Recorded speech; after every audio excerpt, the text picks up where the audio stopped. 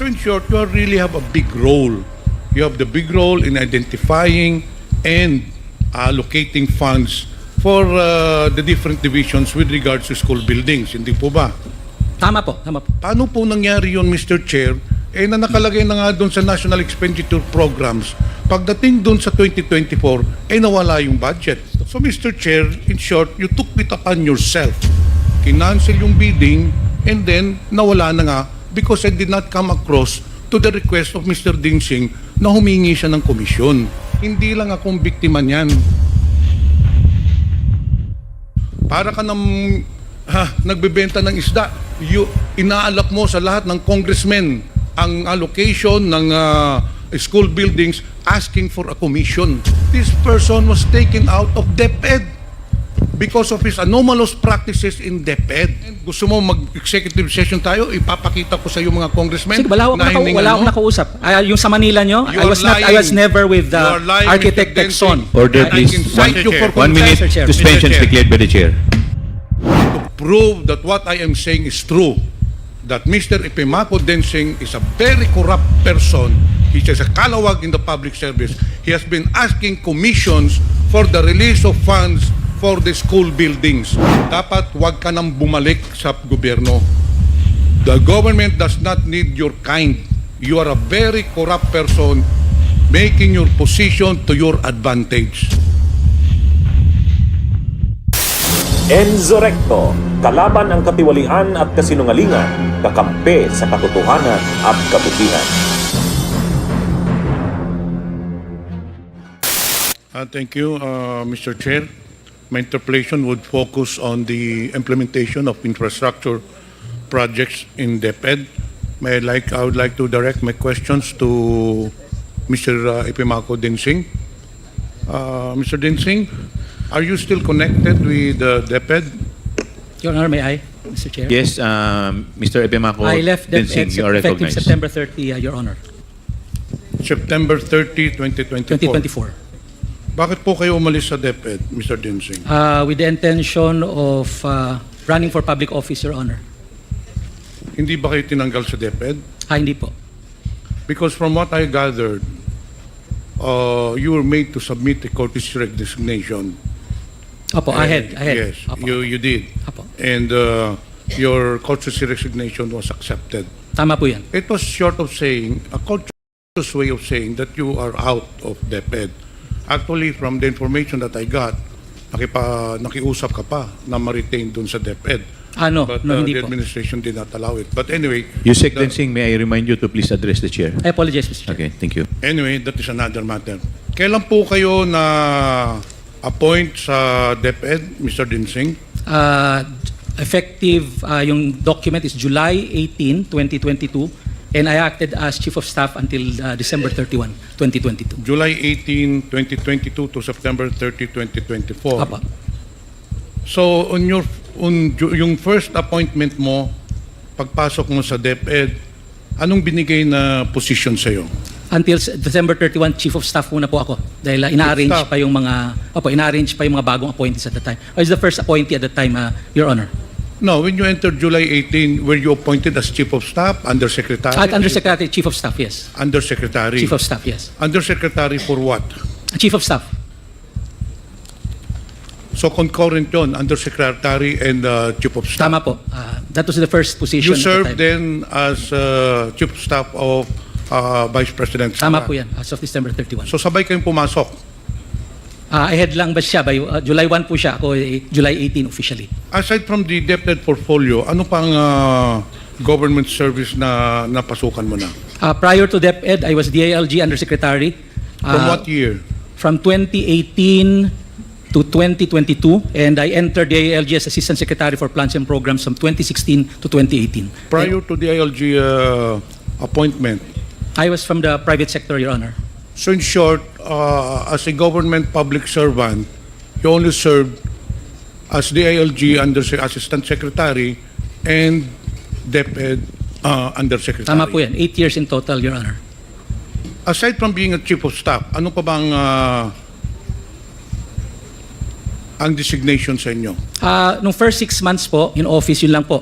Then when the matatag agenda was formulated, the form reform areas included infrastructure. So by January 31, during the basic education report, I was announced to take care of the infrastructure strand, newly created, Your Honor.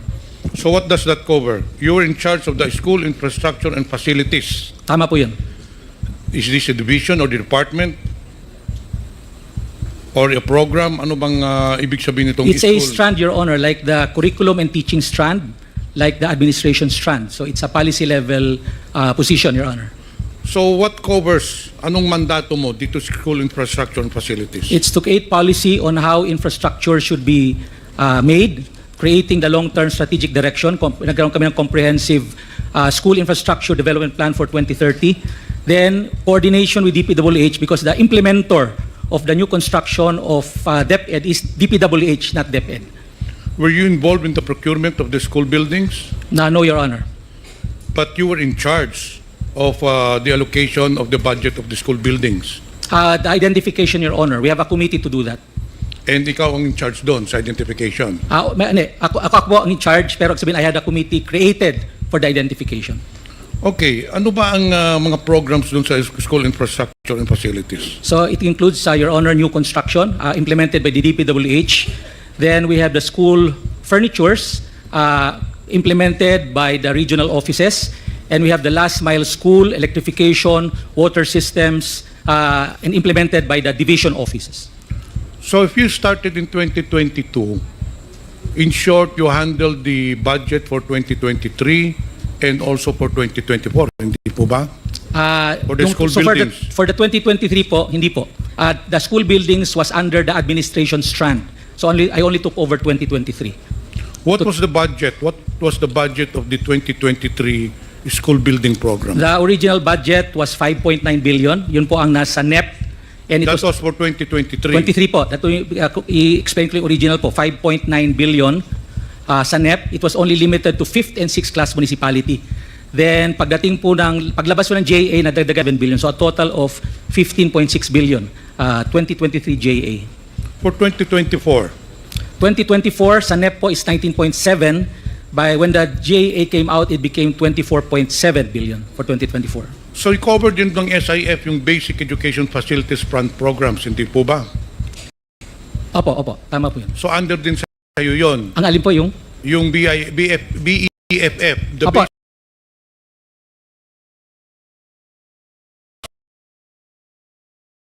Basic Education That's the programs. total But there is a discrepancy. Sabi mo kanina 7 billion. The 23 GAA, the amount of 23,417,897 pesos was appropriated in the GAA for 2023. Your Honor, that's BFF. So that includes new construction, which is 15.6 billion, my electrification, my water system, my repairs, around 4.9 billion, and I think last file school. So total of 23 billion, Your Honor. So you were the one in charge, Sean. Tama po yun.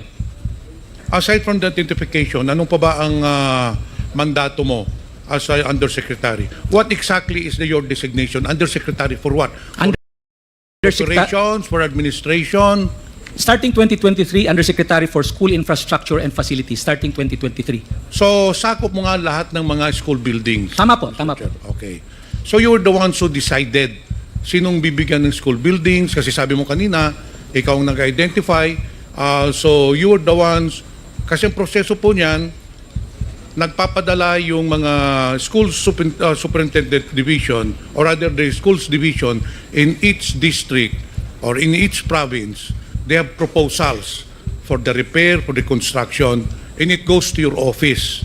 And then, ikaw ang nag-identify sinong popondohan. Dahil hindi naman pwedeng pondohan lahat, hindi po ba? Tama po.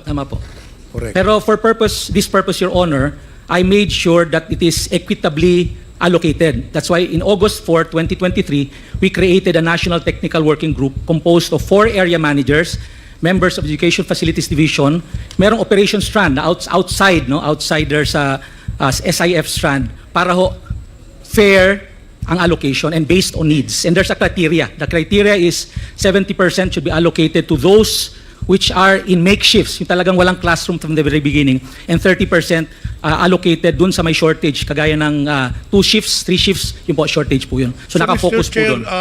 merong committee na nagde-decide Tama po yun. kung sinong bibigyan ng allocation. Opo.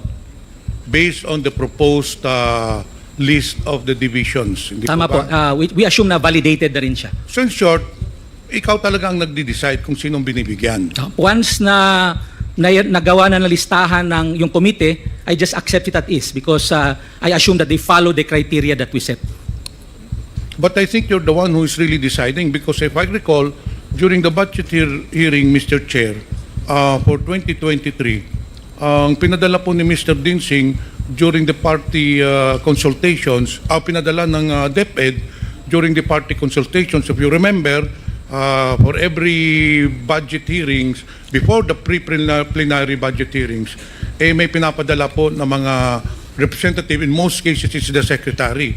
I recall in 2023, during the budget deliberations, kayo ang pinadala na regarding sa mga school building. Tama po yun. I remember that was, I think, 3rd week of August 21 or 22. Tapos at that time, tapos na po yung listahan na ginawa ng National Technical Working Group. I think the list was supposed to be around 15.1 billion. Yun po ang pinresent namin sa consultation. So in short, you really have a big role. You have the big role in identifying and allocating funds for the different divisions with regards to school buildings. Hindi po ba? Tama po, tama po. Ngayon, ang tanong ko, in the 2024 budget or the National Expenditure Program, there was an allocation for Surigao del Sur, in fact, 2 districts. One in the amount of 103 million pesos for, if I'm not mistaken, Tagbina National High School, and another 70 million pesos for Barubon National High School. But unfortunately, in fact, there was already a notice from Deped to DPWH to conduct the biddings already. However, all of a sudden, the biddings were stopped because accordingly, the funds are not available. Paano po nangyari yun, Mr. Chair? Na nakalagay na nga doon sa National Expenditure Programs. Pagdating doon sa 2024, nawala yung budget. Ang nangyari po noon, Mr. Chair, sabi ko nga, meron na identify na 15.1 billion yung National Technical Working Group, which we adopted as is. Yun po ang pinesent namin sa mga ating congressman. But Mr. Chair, it was already included in the NEP. Paano mawawala yun? Ang nangyari po, Mr. Chair, ganito, nung paglabas po ng General Appropriations Bill, yung 19.7 naging 24.7 billion per billion, nagkaroon po ng Annex A. In other words, these are the projects identified by the various congressmen. So, yung aming 15.1 nawala. So, since nawala siya, ang una namin ginawa, yung lahat ng may malalaking allocation na 100 million pataas, yun ang una namin kinat para ma-allocate sa mga maliliit. So, yung aming 15.1 at that time naging 5.8 billion na lamang, lumiit po ng husto. So, Mr. Chair, in short, you took it upon yourself to cut the budget without notifying the congressmen. Sabi mo kanina, may mga identification mga congressmen. You took it upon yourself, being the head of the SIF, to cut the budgets of the different proposed school buildings. Ganun ba? That was because there's no more budget in the General Appropriations Bill. We had to cut for that. Everybody will also be allocated. So how did you decide, Mr. Chair, kung anong kapuputuloy, anong tatanggalin doon, anong bibigyan? Well, ang decision lang muna is patanggalin yung mga malalaki, which is yung mga 100 million pataas, 80 million taas. Because, Mr. Chair, as I already mentioned, the policy was really to go multi-story kasi wala na pong buildable space. Kaya medyo malalaki po yung ating building ngayon to maximize buildable space. So, yun po ang nauna. Yung mga 100 million pataas, 80 million pataas. So, yung natira mga 50, 40 million, two-story, three-story. Tinanggal ninyo yung multi-story, tinanggal ninyo doon sa district ko, Mr. Chair. Yun ang tinanggal ninyo. Well, and not only that, there was also a 200 million peso project in District 1 na tinanggal din ninyo. Hindi ako familiar in detail, pero I don't remember there's a 200 million school building in any school for that matter. You know what, Mr. Chair? I'll give you an explanation bakit ninyo tinanggal. Do you know a certain Mr. Greg Murillo? Yes, sir, Mr. Chair. Sabi ko kanina, Mr. Chair, the 180 million pesos was already included in the National Expenditure Program. But upon bidding, it was recalled. But prior to the bidding, this Mr. Greg Murillo, who's a close friend of Mr. Dinsing, called me At itong sinabi niya, kamusta po kayo, Congressman? Sabi ko, mabuti naman. Congressman, meron po lang kayong budget na 170 million pesos para sa district mo. O sabi ko, yun nga, naka-schedule na for bidding. In fact, binibidding na yata. Sir, pwede daw muna, mag-usap daw muna kayo ni Mr. Dinsing. Those exactly the words of him, pwede tayo magharap-harap tayo, baka naman pwede makipagkita ka kay Mr. Dinsing. And sabi ko, para saan? Alam mo na, may pag-uusapan kayo. Right there and then, I already knew anong pag-uusapan. Si Mr. Dinsing hihingi ng komisyon. So, I told Mr. Greg Murillo, whom you admitted is your good friend, sinabi ko doon kay Mr. Murillo, why will I give money to Mr. Dinsing when this has already been allocated in the National Expenditure Program? So, I did not entertain that anymore. And Mr. Chair, lo and behold, the funds did not come through. Kinancel yung bidding and then nawala na nga because I did not come across to the request of Mr. Dinsing na humingi. And not only that, Mr. Dinsing, hindi lang akong biktima niyan. Marami pong mga congressmen, and for the record, I want to put it in record, maraming mga congressmen na nagsabi din sa akin that you approach them. In fact, there is one congressman in Visayas that you were asking for 18% commission of the school buildings. Kasi ikaw nga ang nagdidesisyon kung sinong bibigyan, sino ang tatanggalan. In fact, it is on record. You just said kanina na ikaw ang nagdesisyon kung sinong tatanggalan, sinong bibigyan. Not only that, sometime last year or probably within this year, you met with some of the congressmen in Manila. I already talked to them. Humarap ka doon, may kasama ka pang contractor. Do you know a certain architect, Ralph Texon? Yes, sir. Yes. Yung po ang kasama mo nung humarap ka sa congressmen sa Manila. And just the same, you were implying, you were asking for a commission, hindi lang yun, sinabi mo pa na yung kontra itong si Mr. Architect Ralph Texon. And that is the reason why, Mr. Chair, tinanggal si Mr. Dinsing sa Deped. He did not resign. I knew from the very beginning that he will be taken out because there were already anomalies in the distribution and the allocation of school buildings program. Chair, no, sa Deped, may isa pang inipit na 34 million pesos sa Bislig Central Elementary School which is in my district. Now, I will not mention anymore the name. One official of the new administration sa Deped called me. Anong sabi sa akin, Mr. Dinsing? Kung meron ka bang project na 34 million sa Bislig Central Elementary School? Sabi ko, meron. Ano, nakabidding na? Hindi, in-stop nga eh. Sir, ito, ilalabas na namin. Inipit ho ni Mr. Dinsing. And that is the reason why, Mr. Chair, this person was of Deped because of his anomalous practices in Deped. Yun po ang katotohanan yan. Nakiusap ka pa na ma-retain ka pero hindi na tinanggap ni Senator Sani Angara, and that's good for Deped. Been doing the rounds para ka nang nagbebenta ng isda. Inaalok mo sa lahat ng congressmen ang allocation ng school buildings asking for... Mr. Chair, may I now respond? Yes, please. Well, first of all, it's a blatant lie asking for commission. It is the very reason I'm process-oriented. Sasabihin mo, Mr. Chair, Process-oriented po ako, Mr. ang Chair. mga congressmen, gusto mo magtayo, ipapakita ko sa iyo mga congressmen. Sige, wala akong nakausap. Yung sa Manila nyo, I was never with the architect Texon. Order, please. Thank you for 1 minute Mr. Chair. suspension is declared by the chair. Hearing Mr. Chair, Congressman Johnny Pimentel. it would be useless for this representation to ask further questions to the resource person because he's a pathological liar. What I will do, Mr. Chair, is gather more evidences to prove that what I am saying is true, that Mr. Ipimako Dinsing is a very corrupt person, kalawag in the public service. He has been asking commissions for the release of funds for the school buildings. papatunayan ko po yan sa next hearing. I'll gather more informations. Ito pa lang sasabihin ko sa iyo, Mr. Dinsing. Dapat huwag ka nang bumalik sa gobyerno. The government does not need your kind. You are a very corrupt person making your position to your advantage. Yun lang po, Mr. Chair. May hulanong salita na ang ibig sabihin dito ay ang pagkakaisa. Bunyog Party List. Halika na, bunyog party list ka na. Halika na, bunyog party list ka na. Sa susunod, ang atinang suportahan, Bunyog Party List, niyod ng katotohanan, lumalaban para sa bayan.